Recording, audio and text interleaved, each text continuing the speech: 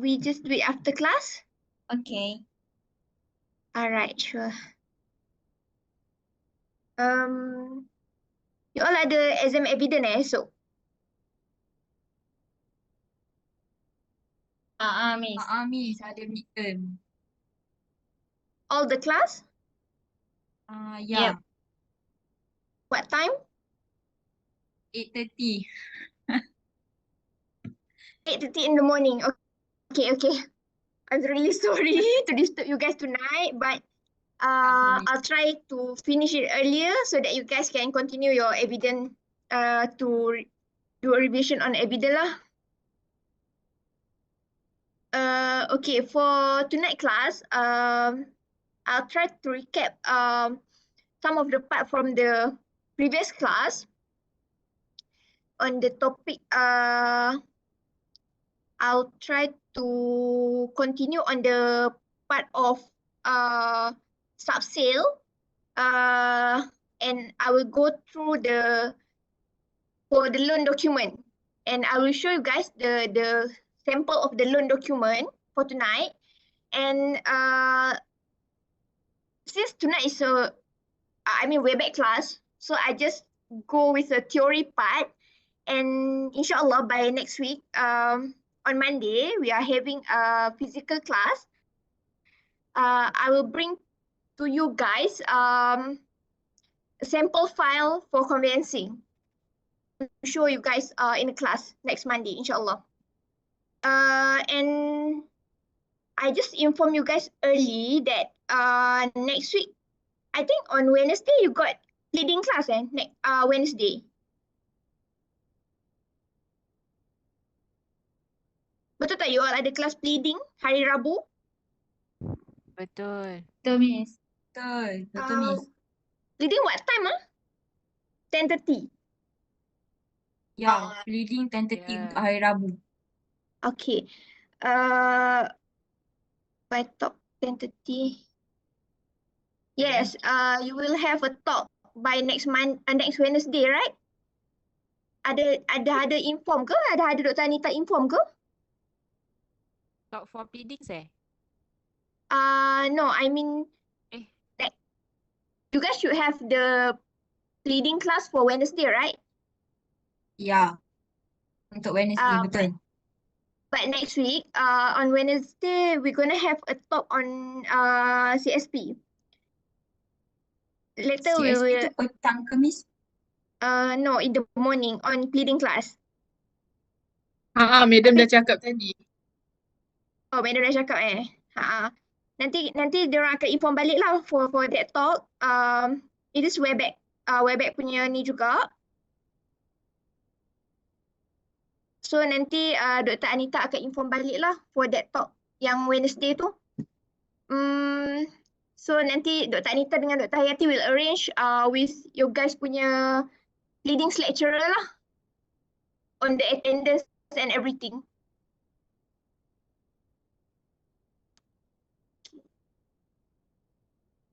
Sekejap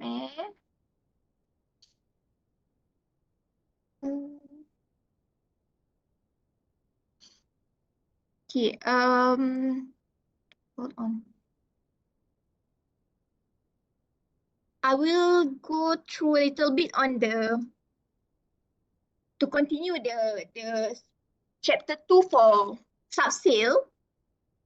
But this one more on the parcel, or we call it as master title, on how to do a transaction for master title for sub-sale cases, which is you guys know that sub-sale is the second purchase or the second transaction after the first transaction from developer. So we call it as sub-sale, which is purchase from an individual or a company.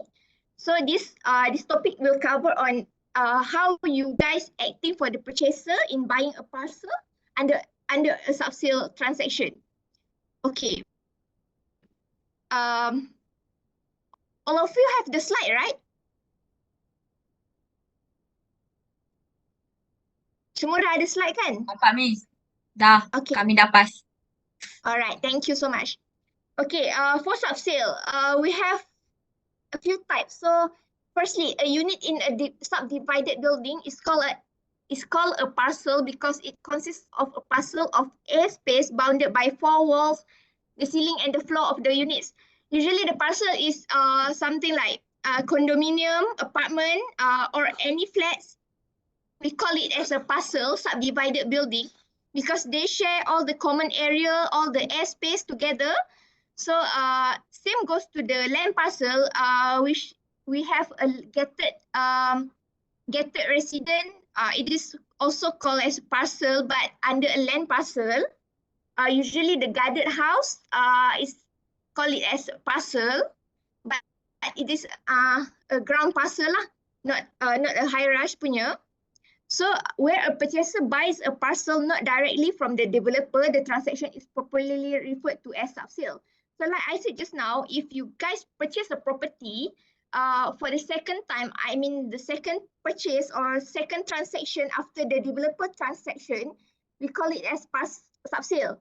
But we also have a case where it is called as subsale, but also from developer. But usually this is after the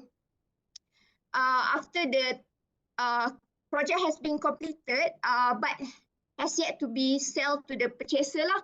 So the developer sold it as a subsale project. Then before the strata title is issued, the body who has a record of the sale and purchase transaction of the parcel is the developer, because we have yet to have the strata title. So the developer is the owner of the unit. So in the case where developer and first purchaser, it is called as direct transfer.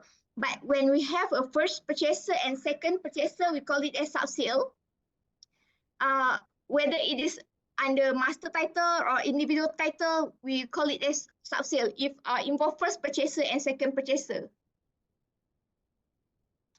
Then we need to know whether the purchase is through an estate broker for each type of the building, or the vendor has engaged his own solicitor. We need to find out. You as the solicitor need to find out whether the vendor already have the his own solicitor and you are acting for the purchaser. And you need to act only for one party. And vendor solicitor to prepare the sale and purchase agreement. Usually the subsale case, this is depends on the case. Usually the vendor will prepare, but sometimes the purchaser also can prepare and send it to the vendor solicitor to vet the documents. Depends on cases which you need to liaise between the solicitor to who want to prepare the documents. Just check with the vendor solicitor whether they already have the documents or they already have the templates for the agreement, and they will forward to you, or you are the one who need to prepare the documents. Miss, Then we kalau Yes. second purchaser dengan third purchaser tu subsale jugalah kan? Betul. Subsale. Oh, Usually, diorang tak boleh kalau pakai second- lawyer yang sama What do you mean by lawyer yang sama? I mean macam contohnya second purchaser tu dengan third purchaser tu dia pakai solicitor yang sama. Like I said in the previous class, usually the solicitor will act only for the purchaser, but the vendor is unrepresented in that case. So the solicitor will help the vendor to settle on his part of the loan, or to settle his discharge of the charge with the bank only. But the solicitor is not acting for the vendor, because the solicitor cannot act for vendor and purchaser in one transaction. It is the Okay, rule. faham. Okay. Then for parcel, sorry Inani, yes? Miss, can I ask you to record this class? Oh, okay. Hold on. Where is the record? I already forgot. Thank you, Miss. Hold on, I check. Where is the record? Okay. Oh my God, I already. Okay, jumpa.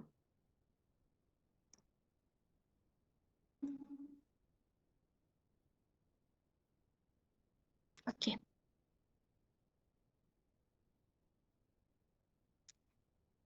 Okay, for the property that has yet to have a strata title, So the register of the ownership was kept with the developer. Okay, we have here, before the strata title to a parcel is issued, there is no record in the land office as to the ownership of the parcel owner. This is because the land is still master title. You know that it is a big land, so the name on the title is the name of the developer, not the name of the purchaser yet. The only record available as to who owns which parcel is kept by the developer.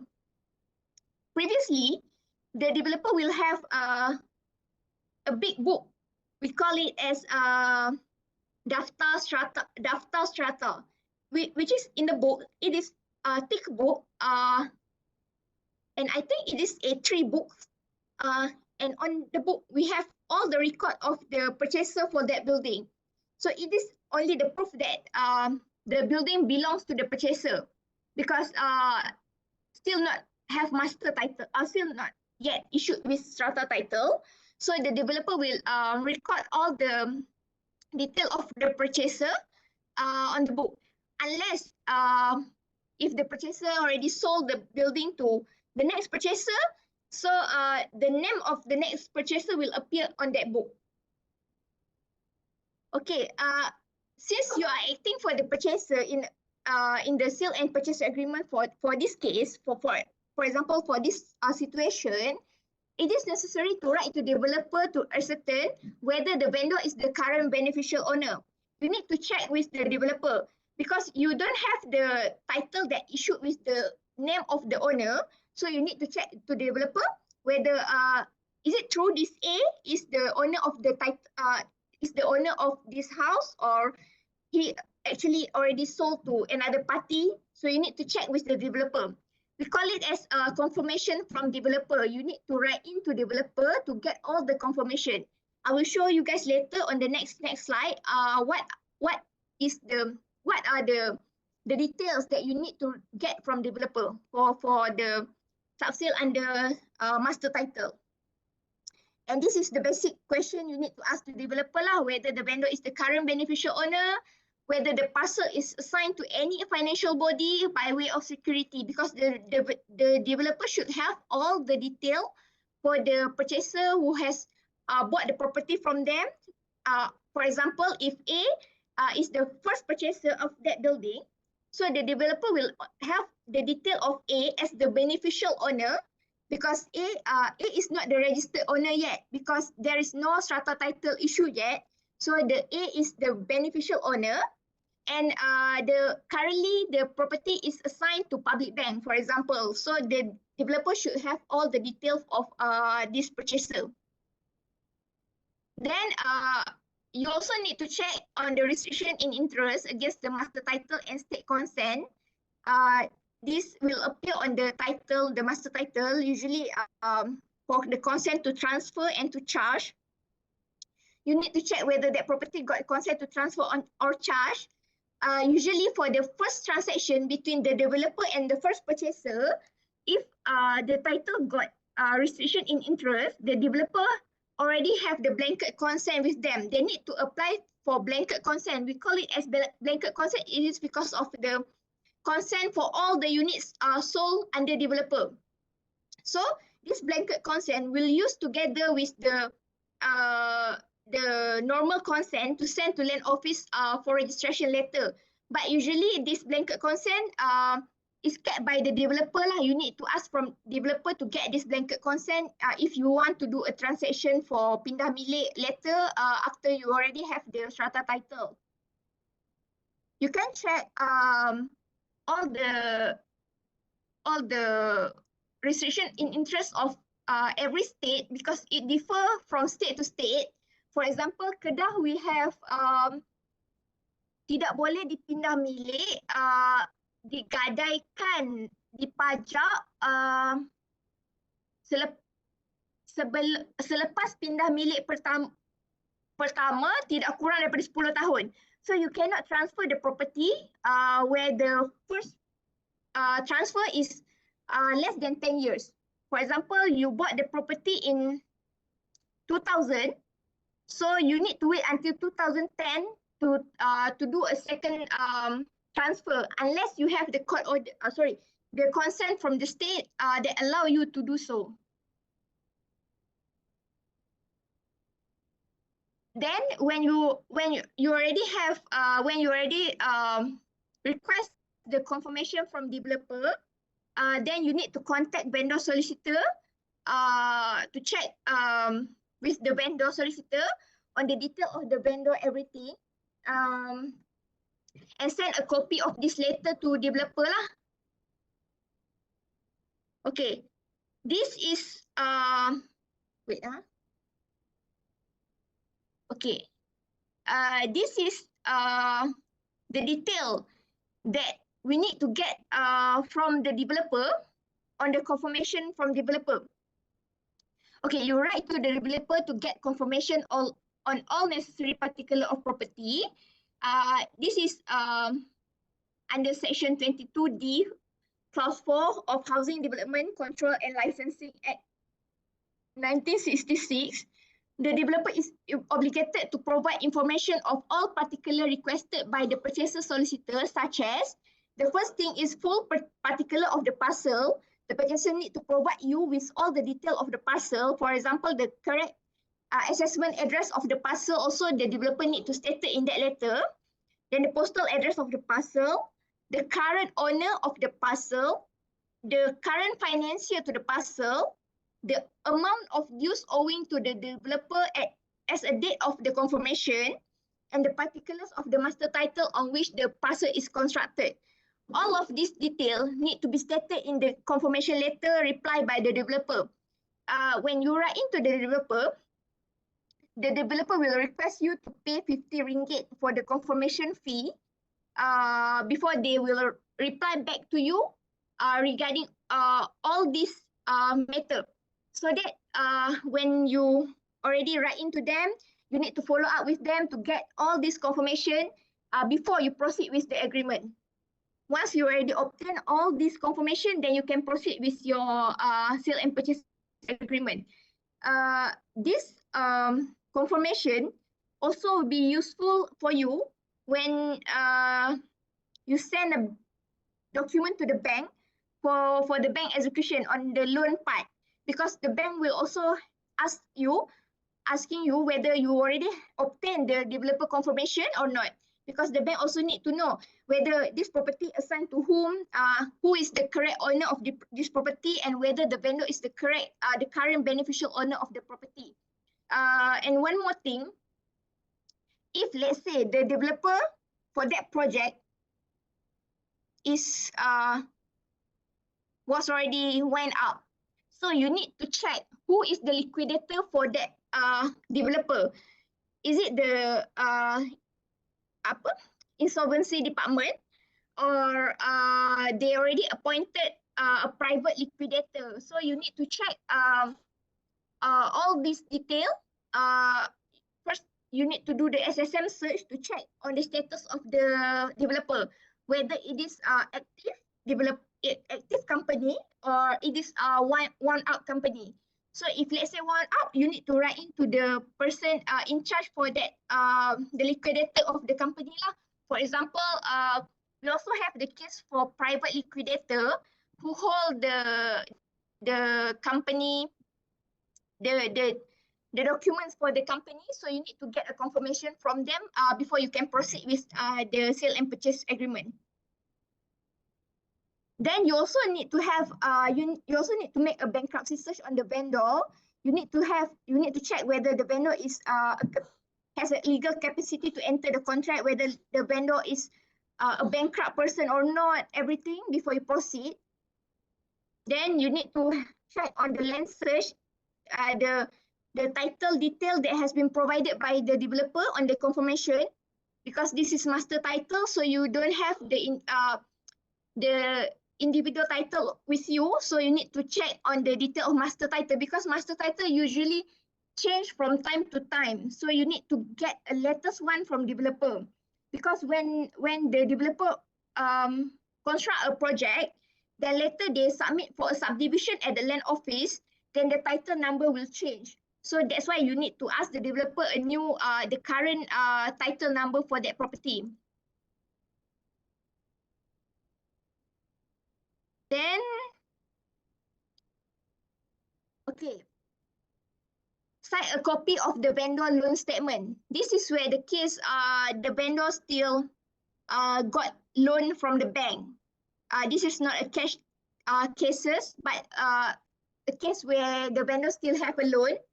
Where the vendor has not finished paying his housing loan, it is good to cite a copy of the vendor's latest loan statement to see how much is still outstanding. One has to make sure that the balance of the purchase price is sufficient to pay off the loan. You need to make sure that your client buy the property with the sufficient amount to cover the loan of the vendor, unless the vendor need to top up the loan, the amount of the loan to finish up his housing loan. Otherwise, the bank will not release the document, the original document, and even the title, everything from the vendor's bank, financial. Okay, this is where you are going to drafting the sale and purchase agreement for master title.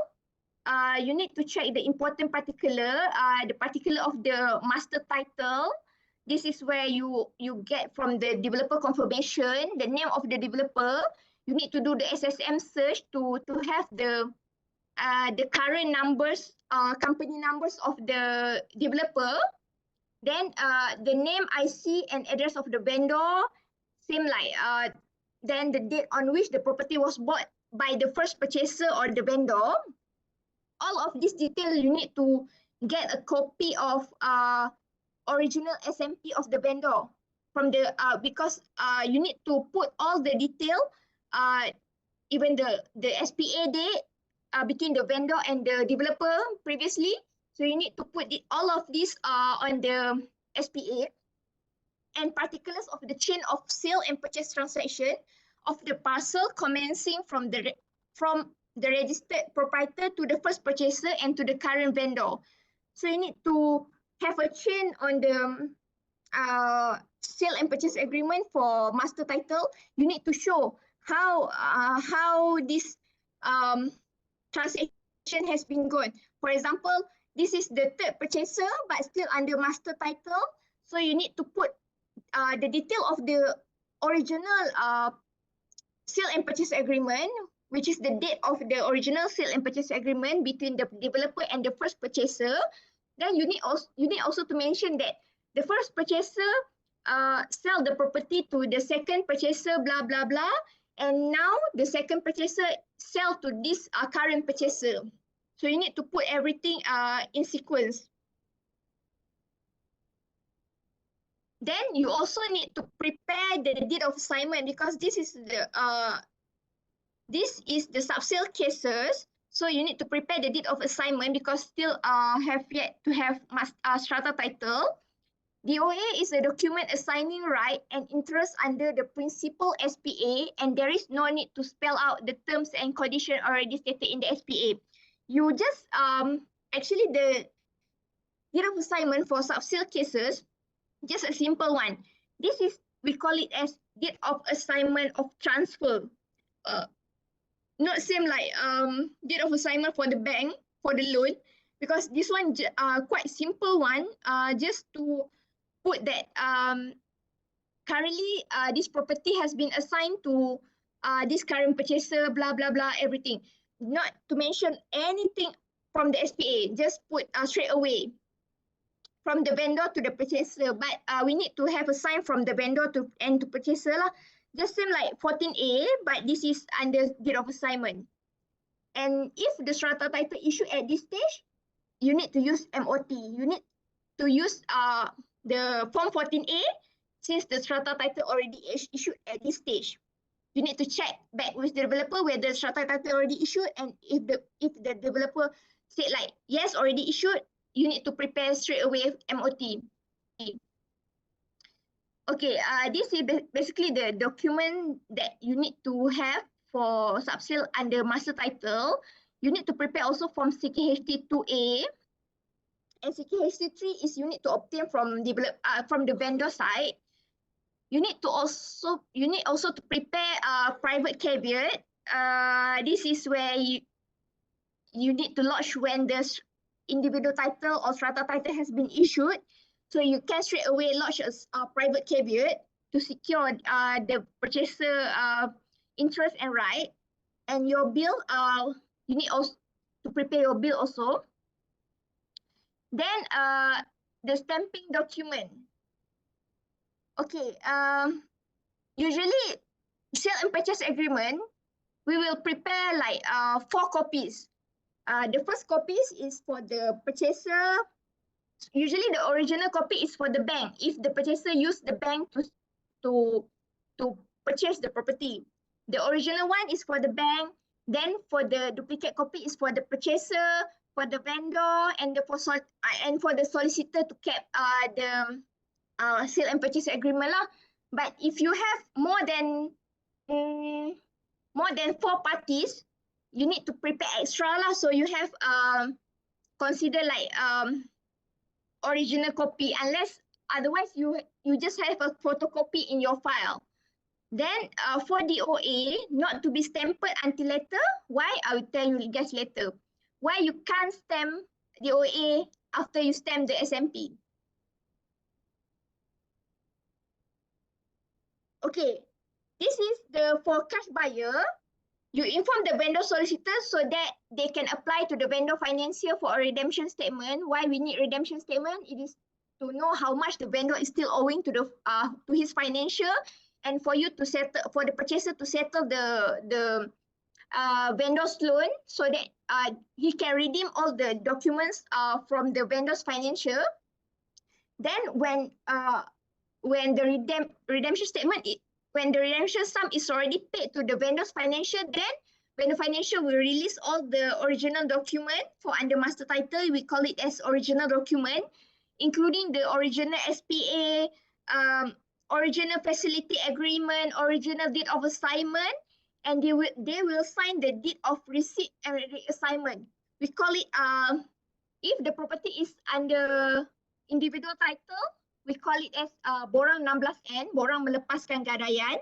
But since this is under master title, then the bank will sign deed of receipt and reassignment, which is the bank reassign back the property to the vendor in this case, or the previous purchaser, which is the bank give back the property to him so that he can sell off to the new purchaser. So in this case, why just now we have yet to stamp DOA? Because this is the loan cases, so you need to wait for this DRR before you can stamp your DOA. The DRR also part of the security document for master title transaction. So the DRR date, the DRR document date shall not after DOA. That's why you cannot stamp DOA first until you receive the DRR. So for example, you want to, you already obtained the DRR, so you want to stamp the DRR. Yes, for example, today you receive the DRR from the bank, so you want to stamp the DRR. So you can put the today's date on the DRR, then later you can stamp DOA. Or you can also stamp DOA, same date like DRR. You cannot stamp DOA before DRR. So you need to wait for deed of receipt or assignment from the bank, or we call it as DRR, before you stamp your DOA of transfer. Okay, so when this is where purchaser use loan, just now is for the cash buyer, but when the purchaser use loan, when the loan is approved, then the bank would request for a letter undertaking. The undertaking is to deliver DOA to the bank upon due adjudication and stamping, and to deliver the duly adjudicated and stamped MOT to the bank when the strata title to the parcel is issued. When the vendor loan is redeemed with the purchaser loan, the bank will execute DRR. The DRR will reassign all right to the property to the vendor. At this time, then only the vendor will assign his right to the parcel to the purchaser, and therefore date of DRR cannot be earlier than date of DOA. You must make sure that each of the date is in sequence for you to complete the transaction, because if you already did the DOA before DRR, it is avoid transaction for the DOA lah. You cannot the property is not to have assigned, not already assigned to the purchaser, but you need to date after DRR. For adjudication of DOA, you need to paying stamp duty over the counter, paying stamp duty online, but currently we are using paying stamp duty online because an easy one, and we received a letter from LHDN that stated that currently they just accept the payment through online only, no more through counter. And for deed of assignment, original deed of assignment must be to the purchaser, financier, or bank. Remember, you undertaking to forward the original DOA to the bank. Send a copy of DOA to the developer within 14 days. It is required under Section 22D2 of the Housing Development. When you already stamp your DOA and DRR, you need to serve this copy to the developer to acknowledge to them that this property already assigned to this current purchaser. This is to make sure that the developer updated their big book to show that this current purchaser already purchased this property. So you need to comply with this requirement under the HDA. And when the strata title already issued, the purchaser solicitor is expected to prepare the MOT to transfer the parcel to the purchaser, and the purchaser financier to prepare a charge against the parcel in favor of the bank or the lender. This is where developer informing that the strata title has been issued by the relevant authorities. So you as the purchaser need to prepare the MOT, or for example, you also acting for the bank previously, so you can prepare the charge document for the bank, and you need to inform bank that the strata title of the property has been issued. So you will need the client to execute the Form 14A and charge document and forward it to bank for bank execution before you perfected the strata title under the purchaser's name and the charge under the bank's name. So this is where the strata title has been issued. We still have cases where the project already 10 years and more, but the strata title has yet to be issued. We still have that project. So you must bear in mind that you need to check from time to time with the developer whether the strata title has been issued or not. Then it is your duty to prepare the MOT to perfect the strata title under the purchaser's name or under the current purchasers. Depends on who is the current purchaser of the unit lah. For example, the previous purchaser already sold to this current purchaser, so you need to perfect the MOT under the current purchaser's name. Okay, this is the strata title process under for subsale under master title, subsale under master title. Strata title has yet to be issued by the relevant authorities. So this is the process. But like I said just now, I will show you guys the original documents of the file. Inshallah next Monday. Next Monday I will bring to the class, so you guys can have a look on all the documents. Even though the confirmation from developer, you can have a look on the 14A, the CJ stamp, the original CJ stamp, and everything. I will show you guys later next Monday. Is it clear for the for subsale under master title?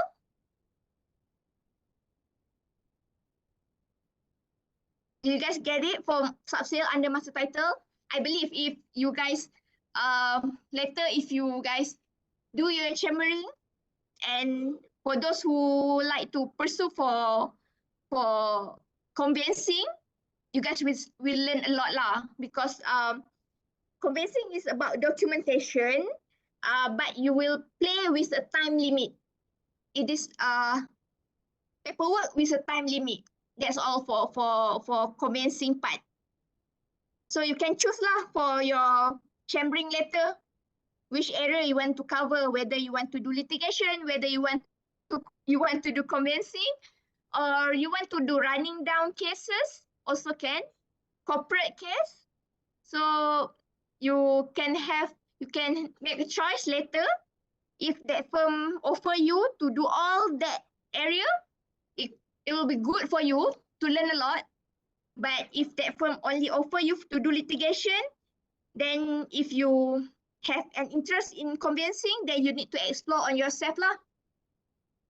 You can attend all the seminar or all the program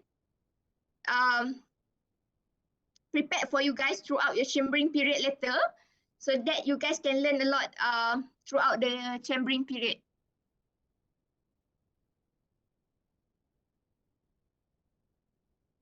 You guys will finish this semester, right? Yes, Miss. This is our last semester. So most probably your chambering period will start on November, December. As early Most as probably, yes. September, Miss. Yeah, as early as September, true. So try to survey and do a good choice lah for your chambering. Okay, I want to continue with loan documentation. Just basic for loan documentation. Maybe you guys have heard some of this what we call term during your company law class, because this is where all the term for the company, everything under the loan will be mentioned on the loan documentation. So I will just go through on the basic one. Okay, hold on.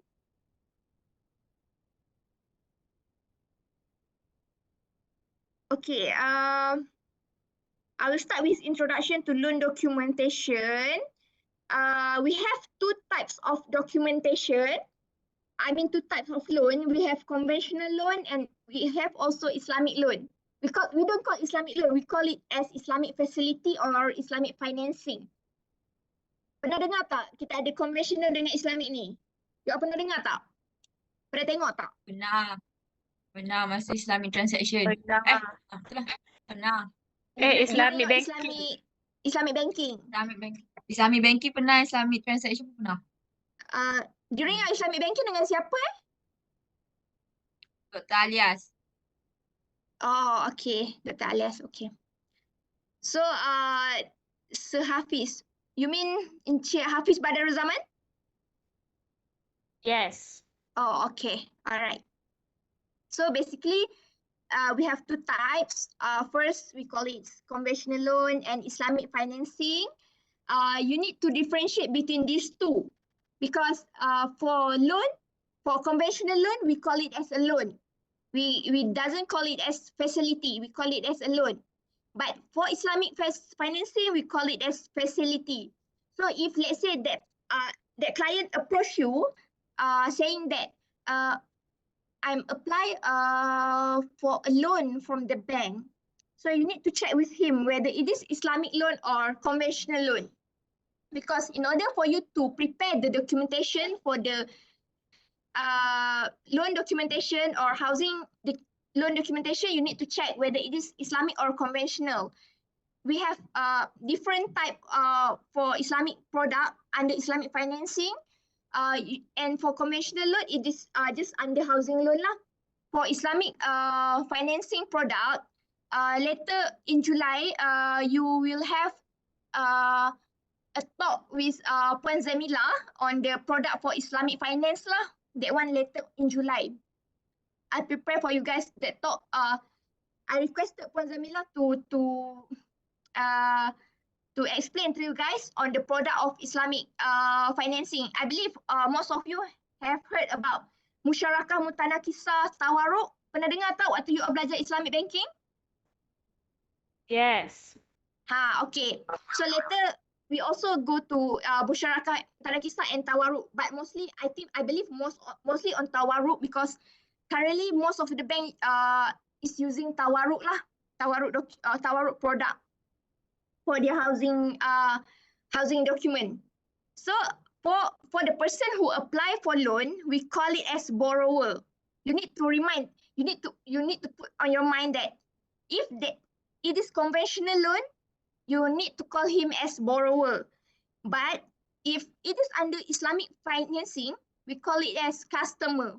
It is different term because the bank will always ask you, is it borrower or customer? You need to check thoroughly, because these two terms will make you pening later with the bank, because the bank will query for you, it is Islamic or conventional loan. So whether it is borrower or customer, you need to check. Then this is for the loan documentation. This is most of the documents under loan documentation. We have the letter of offer, or we call it as LO, and later we'll receive letter of instruction from the bank to the lawyer to prepare the documentation for the bank. Have you guys seen any letter offer from the bank? Pernah tengok tak letter offer from the bank? Pernah. Pernah. Which bank? Untuk loan ke? RHB aja. Untuk loan. Untuk housing RHB. loan. RHB. Masa Okay. intern dulu pernah tengok Maybank dengan M-Bank. Okay. RHB pun ada. Okay, nanti RHB. we will discuss later apa yang ada dalam letter offer tu. Okay, then under loan documentation also we have facility agreement. In our practice day, we call it as FA. If you guys heard that your master saying that pergi stamp FA, you jangan tertanya-tanya tau, itu adalah facility agreement tau. FA is referred to facility agreement. So then we have legal charge. This is under National Land Code. We call it also as Form 16A. Then we have deed of assignment, DOA. We also have power of attorney, PA. We also have debenture. We have memorandum of deposit, MOD, or fixed deposit with a letter of set off.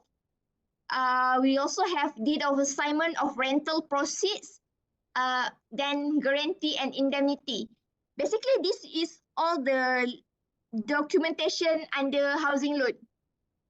So you need to check from on your letter offer, which type of security documents that bank need you to prepare for that LO lah, for that case. Because not all of the case will use all of this.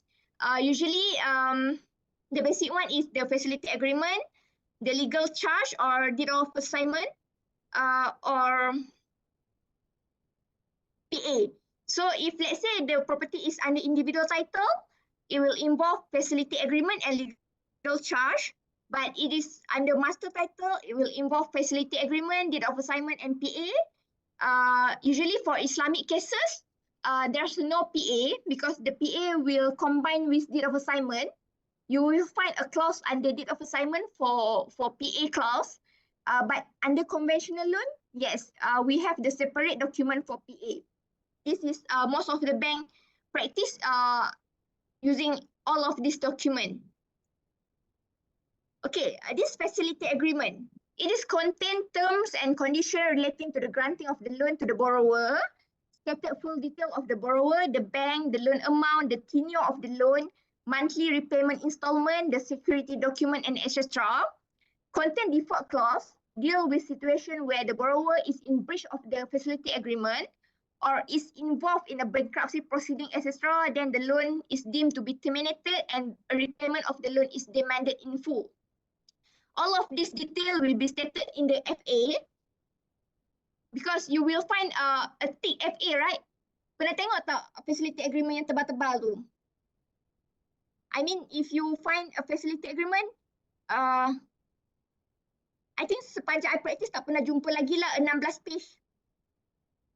Facility agreement must be 40 page and above. So if you guys find out that facility agreement yang nipis, macam quite pelik lah. Because all of the facility agreement from the bank is quite thick. And we also have facility agreement for Maybank. If under company loan, it will be 133 page for Maybank. So I will show you guys later on the documents. Then we have legal charge form 16A. It is under NLC, contain the detail of the charger, the financier, the amount secured by the charge, and the property details. The form is normally attached to an annexure containing the terms and conditions of the charge, as well as the remedies of the chargee, the financier, in the event of any default by the borrower. So usually the form 16A will combine with the annexure. This annexure is same like facility agreement, but just an agreement that stated the detail of the borrower, charger, everything, and the remedies for the chargee if in default case lah. Then we also have documentation on debenture. It is an acknowledgement of debt, would normally be given by a company as security for a corporate loan, whereby the company can create a fixed or floating or fixed and floating charge over assets of the company in favor of the bank to secure the finance amount. Following are the types of debenture. We have debenture stock, bonds, suku, and notes. All of these are debenture, but for housing loan, usually we don't use this debenture because this debenture are usually for the corporate loan, for the company loan. Then we have the memorandum of deposit will be required to be signed by the customer for cases for a fixed amount of money is required to be placed with the bank as security for a particular of loan transaction. This is involved with the company. Usually the company have the MOD, but this MOD need to sign together with this letter of set off, because usually the bank required the company to sign together this MOD and letter of set off, because if let's say the company is in default, the bank can straight away use letter of set off to get the deposit from the transaction. Then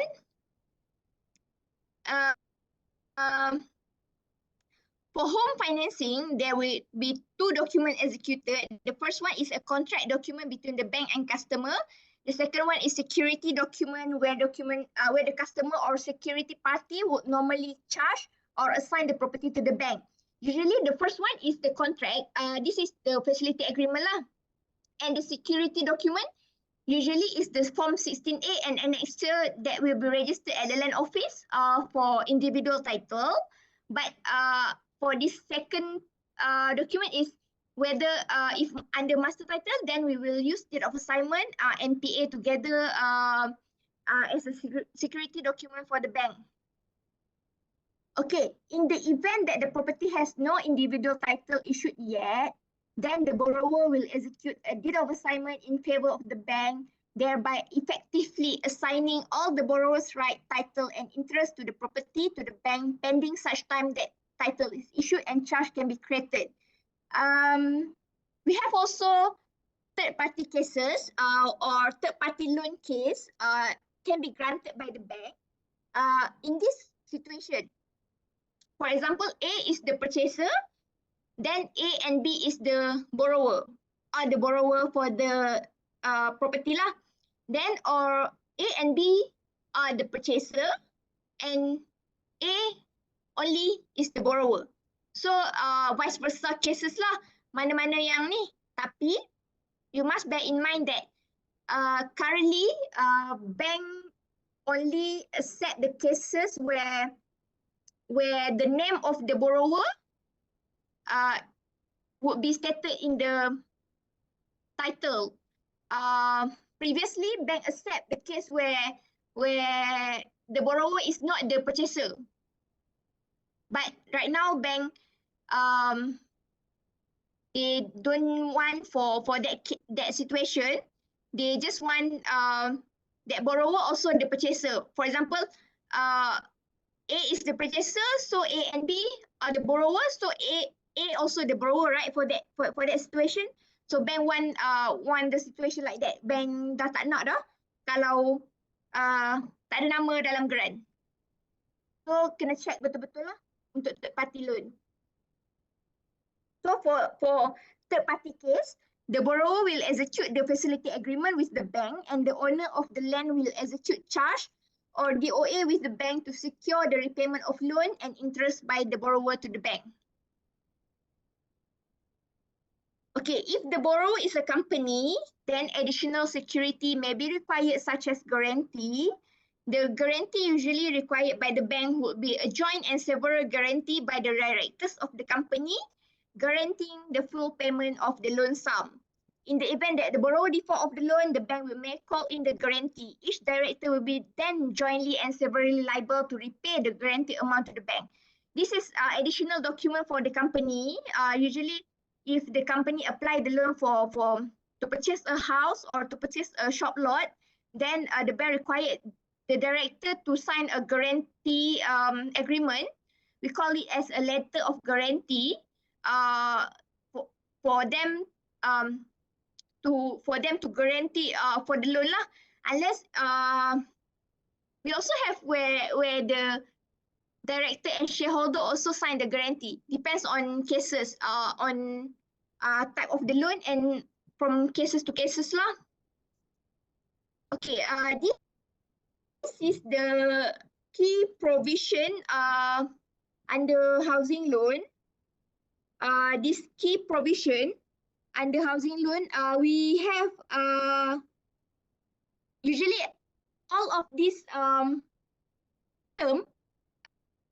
we'll find out on the letter offer and facility agreement of the loan documentation lah, which is the availability period is the period where you must draw down and utilize the loan.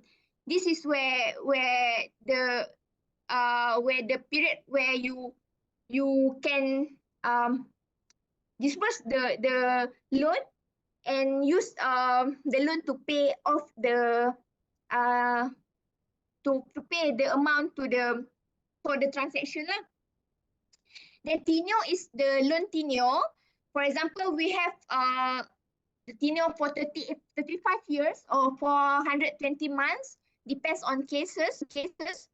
Then the interest rate is based on the rate and margin. Currently, I believe most of you know that the current OPR is 3, right? So this interest rate will plus with the OPR standard by the PNM before you can have your interest rate for the loan. We also have default rate, which is the late payment interest. The condition precedent is the condition for the loan to be disbursed, whether you need to produce to the bank your secret statement before the bank can issue the letter instruction to the lawyer, or you need to produce the confirmation from developer to enable the bank to release the loan. This is all stated under the letter offer. The repayment is the detail of the repayment for by the installment by you to the bank. The prepayment is the advance payment to reduce the principal. Then the security is basically the security documents that will be used for the transaction. The event of default is on the termination event. It is stated also under the LO and under facility agreement. And specific term is the specific requirement or term that bank requested from you to enable them to disburse the facility lah. So basically, this is the key provision under the letter offer and the facility agreement of the bank. I will share with you the sample of facility agreement.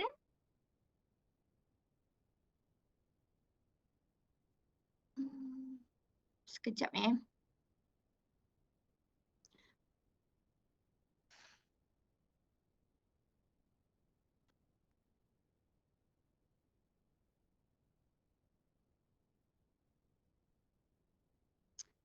Okay, this is sample facility agreement for housing loan for Affin Bank. This is the conventional loan.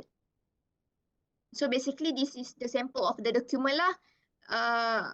All the detail will be stated in this FA. And this is the current FA used by Affin, because most of the bank revised their facility agreement last April to standardize according to Bank Negara requirement. So all of this detail you need to go one by one. We have event of default, we have the bankruptcy term, we have the wind out term in this agreement, the legal proceeding, the right of bank, the right of the charger, the right of the chargee, everything stated in this FA.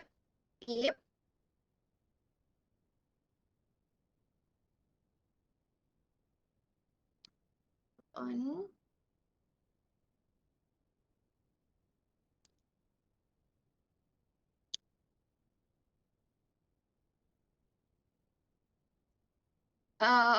Okay. Most of the bank currently for their facility agreement, they will attach the copy of letter offer together lah, because the letter offer is a part of the security documents. So the letter offer must be attached to the copy on the copy of facility agreement. Then this is the sample of signing page for facility agreement. We have here that borrower, because this is conventional loan, so we call it as borrower. So the PA of the bank will sign here. Depends on the bank. Some of the bank have 2 PA to sign the documents, and some of the bank only 1 PA to sign the documents. Depends on the bank requirement. Then this is the schedule where you need to fill in the detail of the borrower according to the letter offer and according to the identification card of the customer, the borrower. You need to fill in correctly, because this is the principal agreement between the customer and the bank, or the borrower and the bank. So you need to provide everything here. For example, if let's say it is third party cases, so the name of borrower here would be A only, but the name and description of the person providing the security would be A and B lah. For example, if A and B is the purchaser for the agreement, so A and B will be the security person, but A only is the borrower. So you need to differentiate here how to fill in the table for facility agreement. This is the security document that we shall be included in this agreement. Usually for individual title, we put it as letter offer, facility agreement, and the legal charge. And for master title, the deed of assignment and power of attorney to be stated here lah. And what security documents that will be used for this loan transaction. This is condition precedent just now. Whether you need to produce a bankruptcy search and statutory declaration to the bank, everything. This is stated under the condition precedent lah. No event of default, payment of all the fee, because when you as the solicitor advise the bank to release the money, you need to confirm whether the purchaser or the borrower has completed to pay your bill or not. You need to confirm to the bank whether this the amount of differential sum has been clear or not. Then whether the purchaser or the charger is a non-bankrupt person. Everything you need to confirm to the bank before the bank can disburse the money.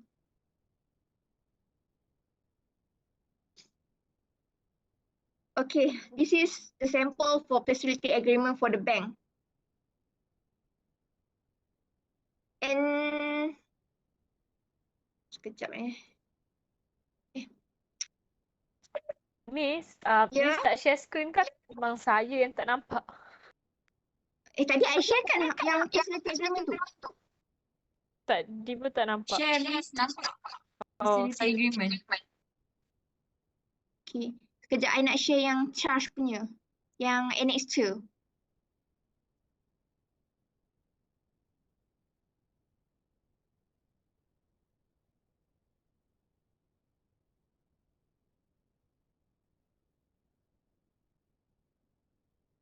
Okay, just now is for facility agreement. And this one is for the charge annexure, or we call it as annex 2, which will be attached to the 16A for you to register at the land office for individual title lah. So this annexure also the same like facility agreement, which stated all the detail of the loan and refer to the facility agreement that have been used in this transaction.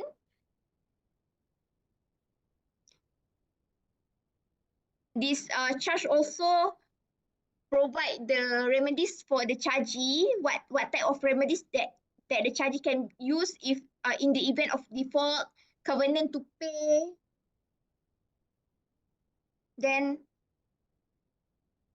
covenant to provide further security, covenant in respect of land, because you as the charger, you as the borrower, you need to pay all the quit rent, letter, tax, and all outgoings. You undertake to the bank to pay all of this tax to make sure that the land belongs to you and the bank has right. Otherwise, if let's say the land can take by the government, then the bank still have interest for that land. So all of the detail has been stated under the charge annexure, and this charge annexure will be registered together with the 16A at the land office during when you want to register the pindah milik and gadaya lah. So it's just the same. We also have the signing page for the bank PA and the charger. The charger is the purchaser. The chargee is the bank. The borrower is the one who apply for the loan. So you need to differentiate the terms. So here when we have who is the charger, you need to describe who is the charger, the detail of the charger. Then this is the date of facility agreement, the detail of the property. You need to describe the detail of the property. What is the address of the property, the title number, everything, and who is the borrower. If let's say the charger, we got two charger, borrower one only, so you need to state here that the borrower is who. Then this is where the third party charge applied. The co-borrower, for example, we have two borrower for that loan and one charger. So the co-borrower need to need to sign this page to endorse that he will pay for the loan up until the loan has been realized lah. So the borrower also need to endorse for this particular annexure. Even though usually the annexure will be signed by the charger only, but if third party charge, then the borrower also need to sign. So basically this is for the charge annexure. This charge annexure, like I said, we will register together with form 16A. Sekejap I cari form 60A dekat you all.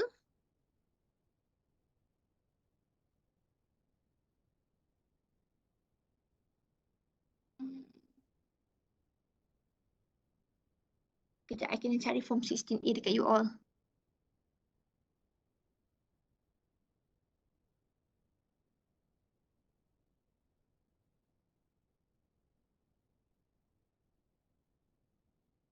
Sekejap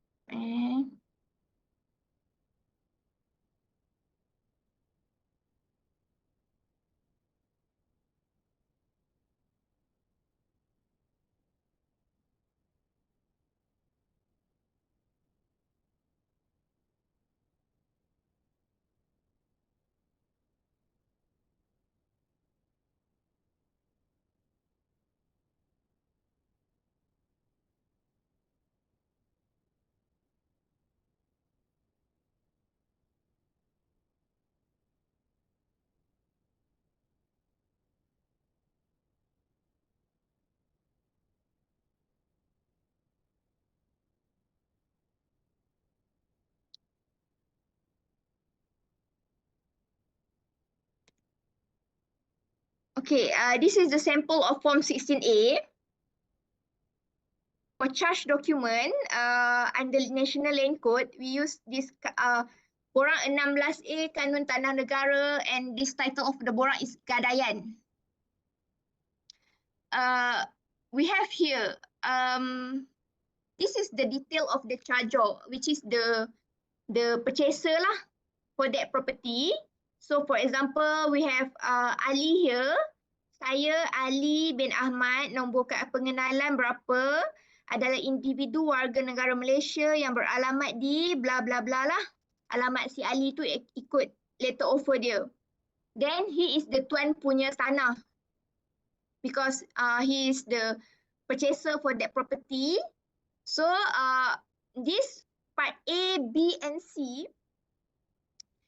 you need to check whether this is the case where we have the fixed amount from the bank, or it is an open monies case. We need to figure out on the letter offer whether that loan is an open monies loan or a fixed amount. So for example, this is where on conventional loan, but the bank required that pembayaran kepada pemegang gadaian yang tersebut namanya di bawah ini beserta faedah, wang yang dari semasa ke semasa kena dibayar kepadanya daripada akaun semasa saya atau kami, akaun yang berikut yang disimpan di antara kami dan atau pinjaman-pinjaman tetap, dan wang lain yang dipinjamkan kepada saya atau kami dari semasa ke semasa oleh pemegang gadaian. This is the wording from the bank lah. Usually bank will provide you with this wording according to their word lah. Then we have the part 2.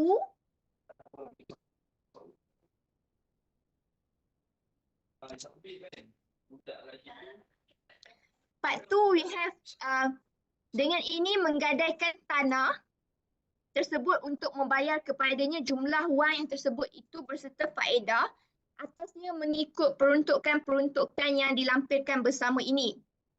Which is peruntukan tu adalah the annexure that will attach to this 16A lah. So this is the date of the 16A, the date that you will stamp this 16A. This is the signing part of the charger. But for Kedah, Kedah will thumbprint. Kedah need to use thumbprint instead of sign. For Penang, Perak and everything, we just sign the form pejabat tanah. Pejabat tanah form we just sign. But for Kedah, we need to thumbprint. So you can differentiate lah if the property is under Kedah land. So for you to register at the land office, it is need for your client to thumbprint. Then this is the attestation clause, attestation part. Saya bla bla bla, seorang peguam bela peguam cara Mahkamah Tinggi Malaya yang beramal di Pulau Pinang dan mempunyai sijil amalan yang sah. Dengan ini mengaku bahawa whether the charger is thumbprint or sign, you need to cross here. This is the name of the charger. If we have two charger here, then we will put two chargers name here. Then this is the bank part. Kami, Afin Bank Berhad, nombor company, sebuah syarikat. This is the registered address of the bank and the branch address. You need to put the branch address so that later in the title, it will appear the branch address of the bank lah. Menerima gadaian ini. Then Afin will sign here lah. The bank will sign here. The PA of the bank will sign here. Then you as the solicitor will witness this document signed by the bank PA. Then this is the jadual tanah.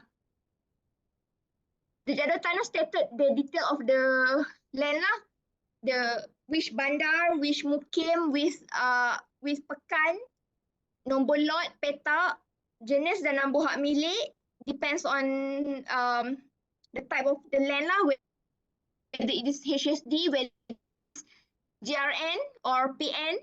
HSM, GM, PM, you need to state here. Bahagian tanah jika ada, it is should be kesemua lah if you charge to the bank. Nombor berdaftar pajakan kecil jika ada, nombor berdaftar galian jika ada. So you need to put everything here to complete your form 16A lah. This is the sample of form 16A, which will be attached with the annexure for you to register at the land office later, together with the MOT form for individual cases, individual title case.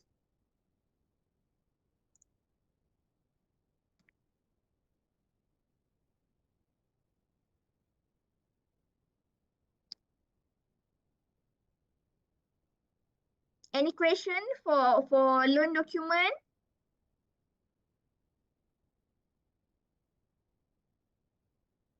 Sekejap I try check.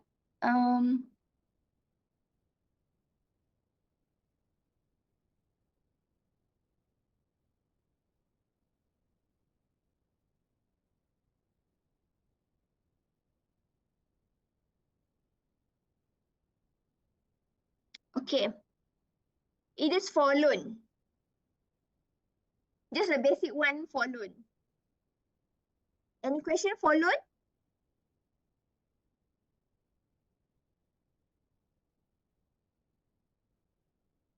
I tak pergi lagi in deep for loan. I just baru masuk sikit je untuk you all.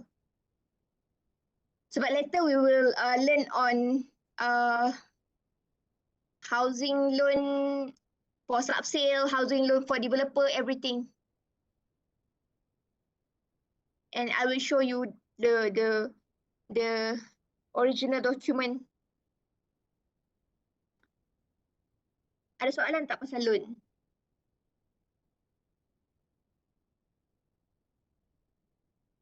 I think I forgot one thing.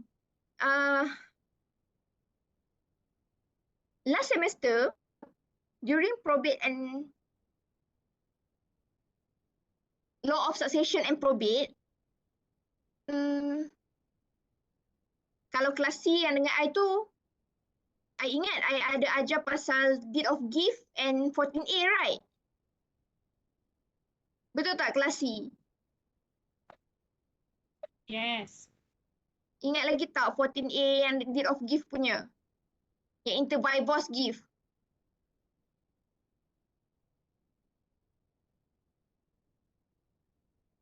You ingat lagi tak? Ingat kot. Okay, how about class A and B? Last semester for law of succession and probate, ada belajar kan inter by boss gift? Yang kita guna deed of gift dengan 14A untuk pindah milik tu.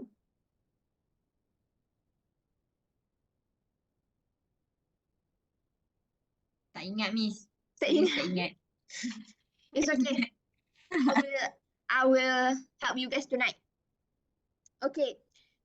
Since sekarang, I noticed that most of the client will come to your office. I want to give this property to my daughter. I want to give this property to my son. Can you prepare the document for us? Okay, so it will be deed of gift lah. We call it as deed of gift for our practical ni.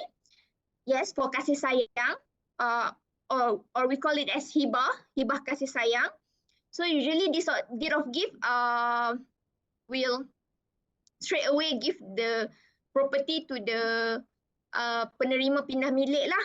So it is an instrument, a document show that this A wants to give this property to B on the kasih sayang basis. So we prepared the deed of gift and we also prepared the form 14A to complete the transaction. So I will show you guys the document for deed of gift and 14A. Sekejap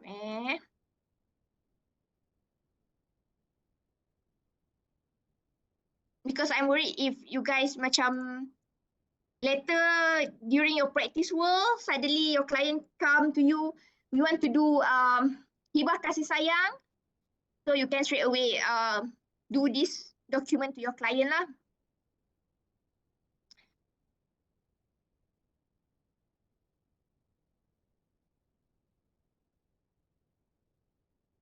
Kejap ya.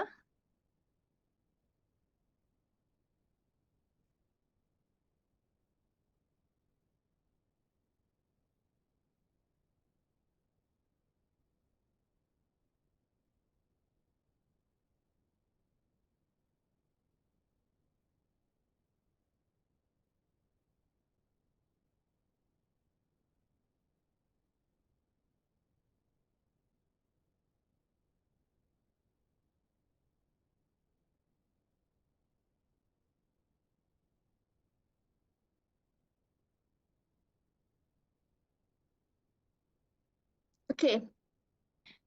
This is the sample of deed of gift, or we call it as pemberian kasih sayang.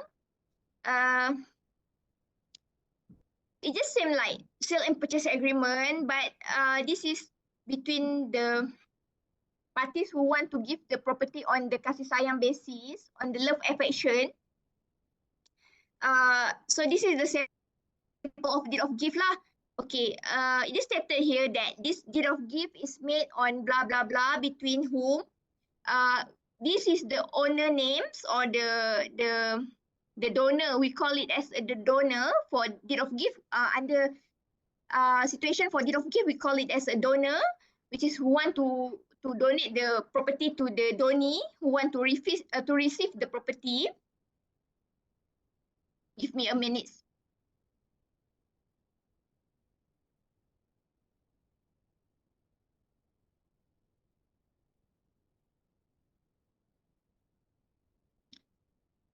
Okay, then it is stated here that the donor or the registered owner of one unit of double-story terrace house held under which nombor hak milik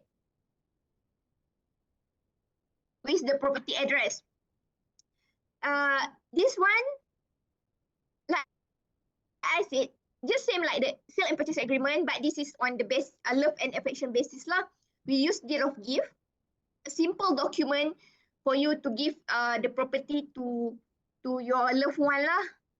So the property currently free from any encumbrances that in consideration of love and affection. The donor hereby voluntarily agreed to transfer to the donee all parts of their right, title and interest which comprise in the property, and the donee has agreed to accept the transfer of the properties. So basically, when your client execute this deed of gift, we will also give the client to sign together the form 14A for us to register at the land office later. So this is the sample of deed of gift. And this is the sample of the 14A for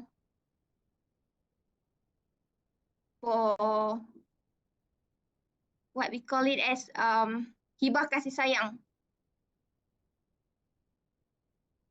Sekejap ya.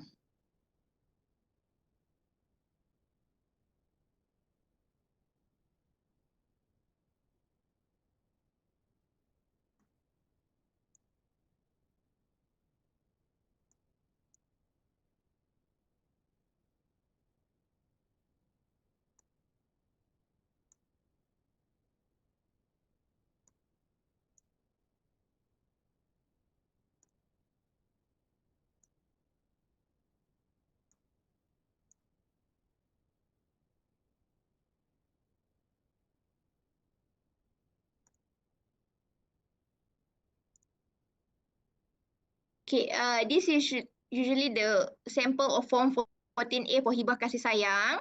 We use the same 14A like pindah milik biasa. The detail is just the same, but the which one you need to choose for hibah kasih sayang cases, usually we will use B lah sebagai balasan hibah kasih sayang for deed of gift cases or for inter biblos gift. This is the witness clause.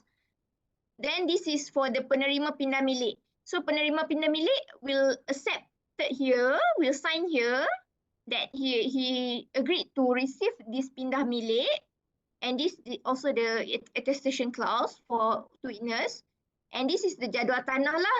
You put in detail of the property and whether the property has been given to the penerima pindah milik in whole of the property or just 1/8 because of this donor is holding only 1/8 of the property. So she give this property to his son for this 1/8 the property lah.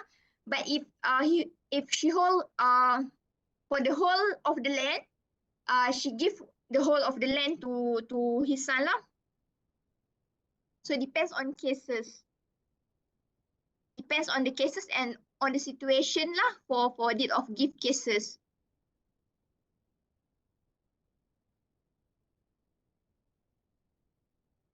Okay, that is little bit for deed of gift I share with you guys. Because mostly of the conveyancing cases right now is about deed of gift case.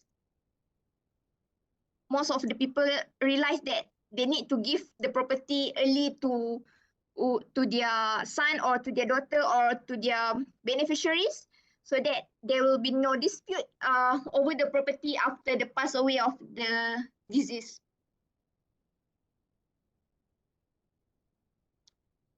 Got any question for that?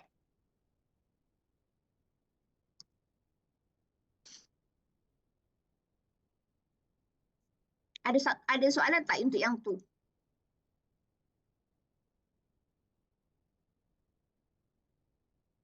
Okay, yang tu okay. I think I'll just finish the introduction to the loan first, and next Monday I will continue for the loan on subsale and developer cases. Since you guys also have test tomorrow, I don't want to disturb your time to do a revision for that test. So I'm giving you all punya masa untuk pergi study buat untuk that test. But before that, let me share with you guys for attendance. And after this, for those who want to consult me with the assignment, can wait. For those who want to left, it's okay. Tak ada masalah. Tapi you all scan untuk attendance dululah. I buka untuk kelas. Sekejap I buka untuk kelas C dulu. Sekejap.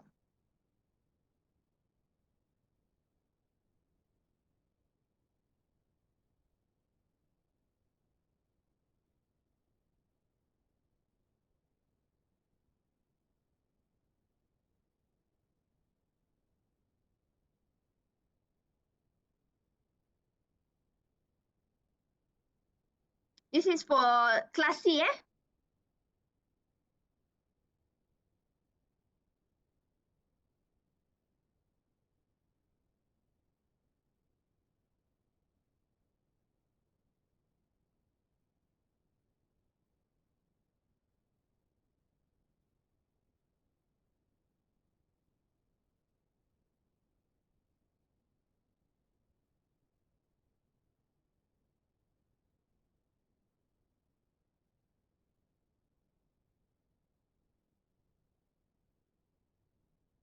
One more thing. I have been informed that on 19 you guys ada yang nak pergi mock trial eh. So I think some of you dah tanya kot benda ni. So I decided to replace the class on 20th. Is it okay for everyone? For class 19 tu I postpone, so I made it on 20th. Tak apa ke untuk semua orang? Miss, 20 tu malam eh? Malam juga. Okay, boleh Miss. So I'm giving you guys a chance to go to mock trial lah. Miss boleh add manual tak? Sekejap Dah habis ke scan?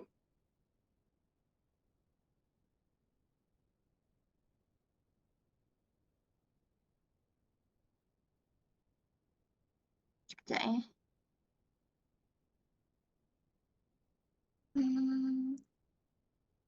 Nama Syamimi.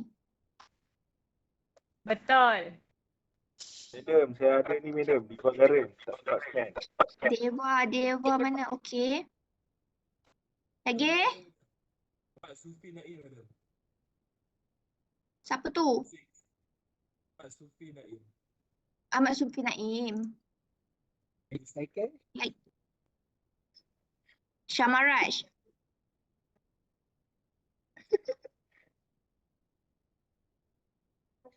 Oi. Cepat. Datang bilik baca dulu. Ada lagi tak? Padam.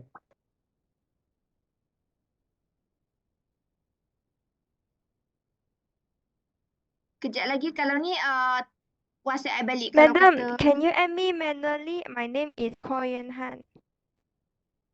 Okey. Thank you, madam. Okey. Sekejap eh. Madam, saya tu madam. Siapa tu? Haikal madam. Haikal. Dia baru ada madam.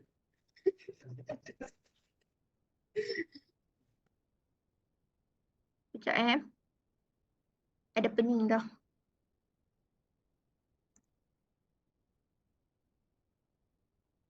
Okey. Kenapa tak ada pula ni?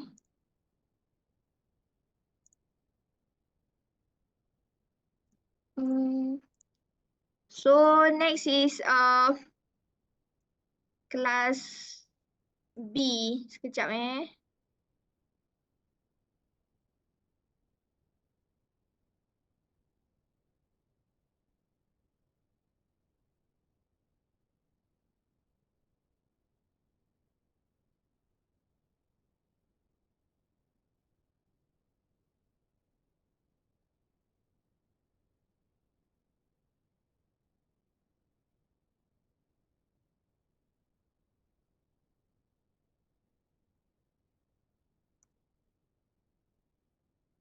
Okay, this one is for B class.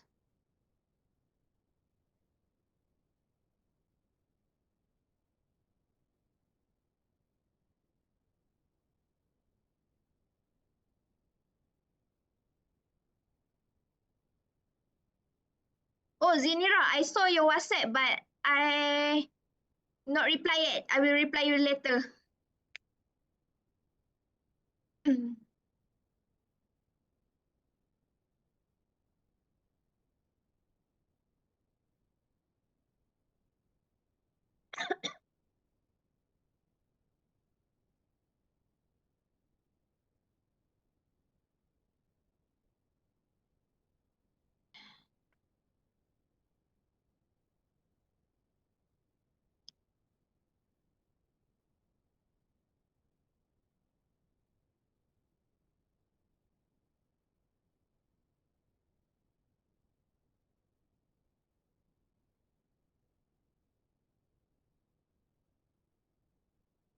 Ada lagi ke B class?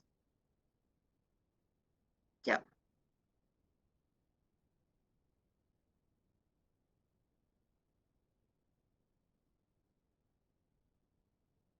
Muhammad Akmal Imran ada?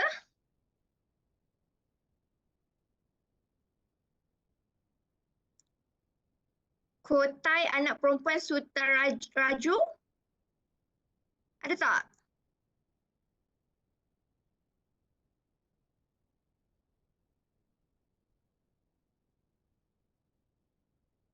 Kalau siapa yang rasa belum scan tu, kejap lagi text I balik lah untuk I add manual ke macam mana.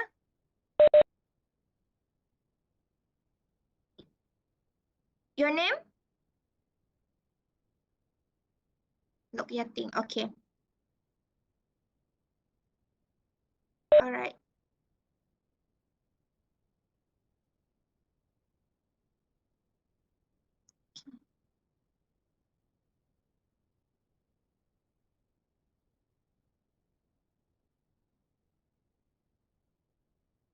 Okay.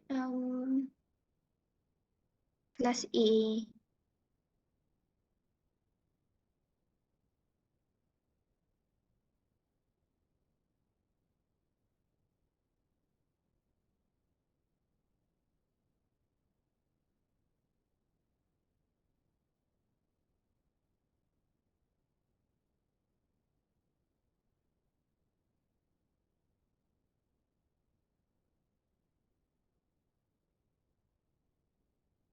Okay, for A class.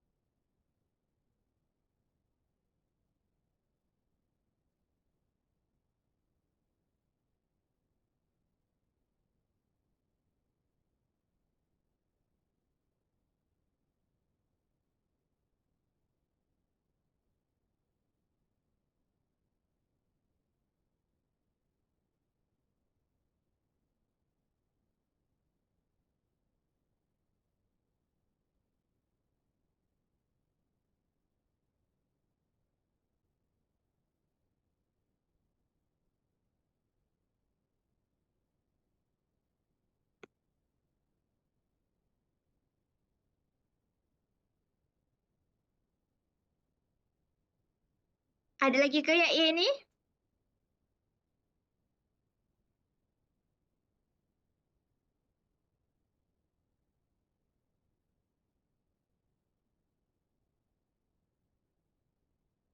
Kalau nanti ada, just text me back lah later. Boleh Ya? boleh add manual tak madam? Nama? Nasrin. Nasrin, okay. Thank Done. you madam. Alright, okay. So now, siapa nak tanya soalan untuk assignment? Saya Miss. Siapa tu? Nel. Okay, Nel. Okay Miss. For part A kan, Mhm. kita buat dia punya documentation until dia dapat vacant possession ke? Until dia dapat kunci rumah tu ke?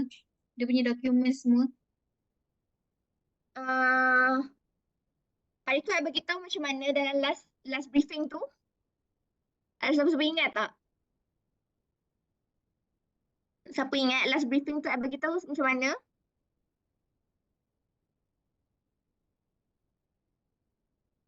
Alamak, tak ada siapa-siapa ingat ke?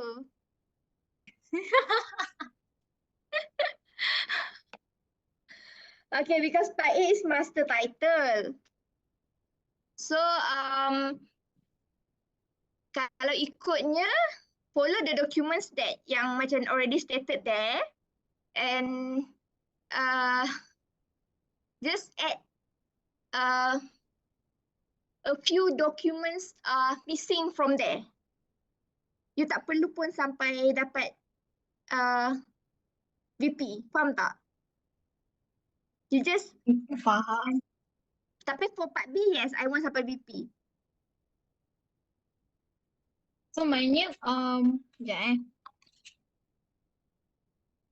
Lepas tu kan Miss kan ada yang state authority consent letter tu kan? For part A, you mean? Okay. Tapi dia kan master title dia tak start lagi, macam mana dia kan tak individual title lagi. So consent still perlu untuk master title ke? It is a blanket consent. Kalau blanket consent tu dia punya form dia macam mana? Sebab selalunya macam dia ada specific form kan. Tapi dalam macam kita cari kat PTG Kedah punya, dia tak ada macam form untuk consent ni. Blanket consent ni apply through developer. So there's no format yang provided by the land office lah, because it is apply from developer. But can tomorrow remind me back lah. I will show a sample of blanket consent. Alright. Boleh tak esok remind I balik? Okay. Lepas tu Miss, untuk part A, kita represent untuk dua-dua ke? Untuk developer dengan purchaser ke? Ke salah seorang No, saja? you are acting for the purchaser. Purchaser. Yeah. You are acting for the purchaser. Pasal kan dia kan bayar cash kan. So Mhm. letter of undertaking dia necessary ke? For part A, no. Part A. Same goes to part B because you already paid by cash. So usually no need for letter undertaking because the SPA already guarantee for the repayment lah.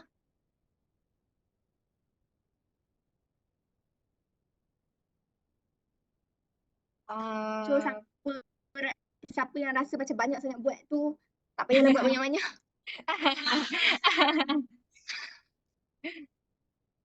Sebab kita macam dah terbanyak lah juga sebenarnya kita orang dah buat. Okay, tapi tak apa. Nanti kalau ni you all text me the outline lah. I think I have okay. checked some of the outline from the groups, some of the group lah. Okay. Lepas tu, okay, untuk part B kan sub-sale kan. So sub-sale tu kalau kita orang terus start dengan second and third purchaser boleh ke? Tak start dengan developer dengan first purchaser? Tak perlu. Memang just focus on the Aminah and the vendor je. Because the part B is individual title, right?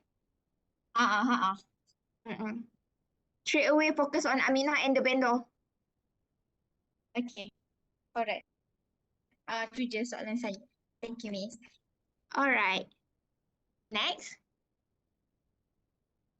Miss Atun, for part A, right, we also have to do blanket of transfer, meaning to say, is it? The blanket Blanket to- consent. blanket- Blanket transfer. Blanket So consent. for part A, we have to do that, is it? Because it is leasehold land, right? I mentioned in the I mentioned it in the question that it is leasehold land, right? So So the you need blanket to transfer will be executed by which party? It is a letter only. It is a letter. Or like Blanket consent it is a letter from the land office, giving the consent to the developer to transfer the property to the first purchaser. Okay, transfer property I to can the I third can share I third can purchase. share the I can share the sample part tomorrow. Okay. To purchase. But I thought that one is when we want to do perfections of title, then only we have to prepare the blanket to transfer. Yeah, but the blanket consent is needed from beginning of the transaction to make sure that Okay. the property can be transferred later. So it no need to be signed or anything, right? No, it's just a letter Oh, okay, signed okay. by the land office. So just now you mentioned that for part B, we only have to deal with the transaction between Amira and the purchaser, all that. But for the land title and also the land search, you have to mention that the first purchaser buy it from which developer, all that, right? It's still necessary, right? Depends because some of the land search right now doesn't state all the detail. Oh, okay. So if Some I of the just land search right mention now. that, oh, okay. If I just mention that that person is the first owner, and then now you want to transfer to another party, also can, right? Yes, can. Oh, okay. Thank you. Please remind me back tomorrow for the blanket consent. I tend to forget. Okay. I have a Thank question. you. All right. Okay, Emily. Okay. I Emily want to can ask see. about the assessment. Yeah, can you hear me? Okay, Okay. yes. I want to ask about the assessment bill. So I want to confirm that let's say if our SPA is on January 2023, so the latest assessment bill tag is the June to December 2022 or must be on the 2023? You can have the 2023 also, since the SPA is on 2023, right?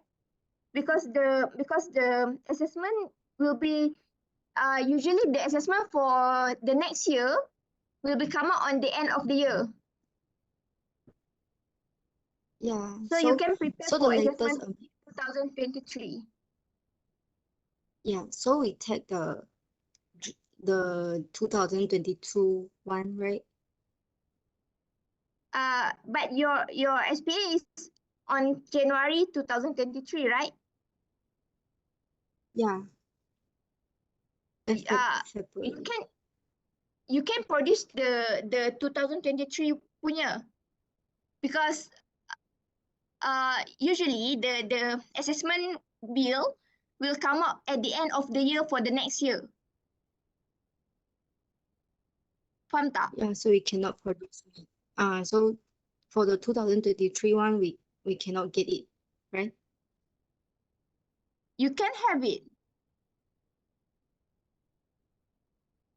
Which date of the, what date of your SPA?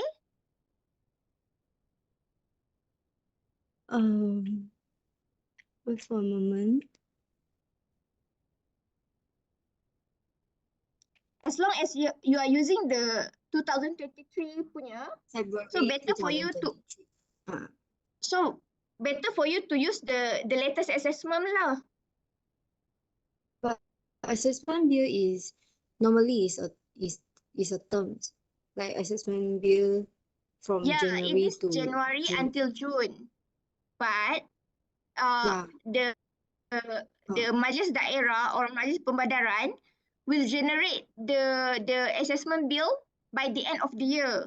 I mean, for 2023, by end of 2022 already can generate from the Majlis Bandaran. I mean, in end of December.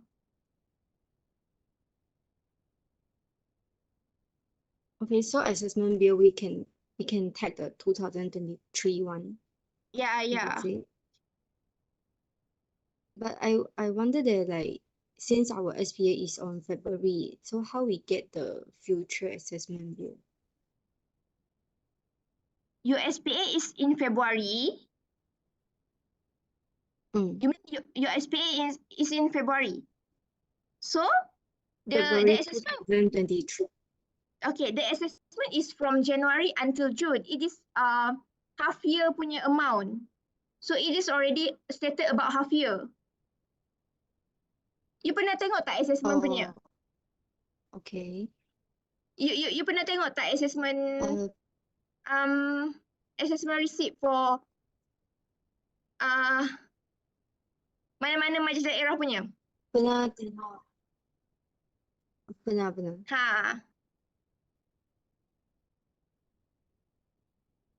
Okay, so maksud kami boleh ambil itu 2023 one lah. Yes. Kan? Dan itu balance must be right? Sebab amount yang dekat assessment tu, dia adalah amount untuk separuh tahun punya. So you need to settle the amount for separuh tahun. Maksud dia akan sekali keluar separuh tahun punya lah. Yeah. For example, it is stated that for half year for 2023, from January to June, it is 183. So you need to settle all these 183 for January and up until June. Okay. Bayar pada January lah. You need to settle before the due date lah. Usually the due date for assessment will be 28 February. Depends on majlis daerah punya due date. Okay. Faham. Thank you, madam. Alright. Madam, do we have to do apportionment for purchaser also? Because like for example, for Emily's case, their SPA is signed on February 2023.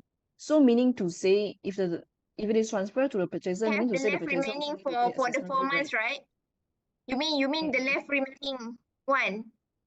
Yes. For part B, yes, you need to do. For you Apportionment. to hand over the key, you need to do the apportionment part.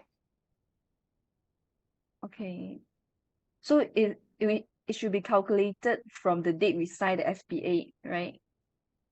No, for For the apportionment, usually it is the date for you handed over the VP. The cut-off date. Oh, okay. For example, you register at the land office, so the vendor hand over the key to you by today. So you put a cut-off date by today.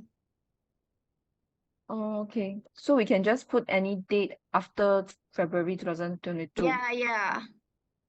Usually the date Let's say I after you make it already in registered June. the 14A lah. Okay, let's say I make it in June, meaning to say, the purchaser no need to do, we don't need to do any apportionment for purchaser, right? If we make Yeah. it, For example, you hand over the key up until 30th June. So just cut off the date. No need to do for the apportionment for purchaser part lah. So starting from 1st July, the purchaser is taking over the property and he need to pay the bill lah. from July to December for Yes. the assessment bill. Oh, Yeah. so if we want to do easy work, we can choose the date like this lah. Depends on you. Depends on your Okay. depends on your date, the SPA date, everything. The sequence. Okay, What? but it won't affect our marks, right? No. If we don't do apportionment. Okay. Okay, thank you, Miss All Autumn. right. Any other question?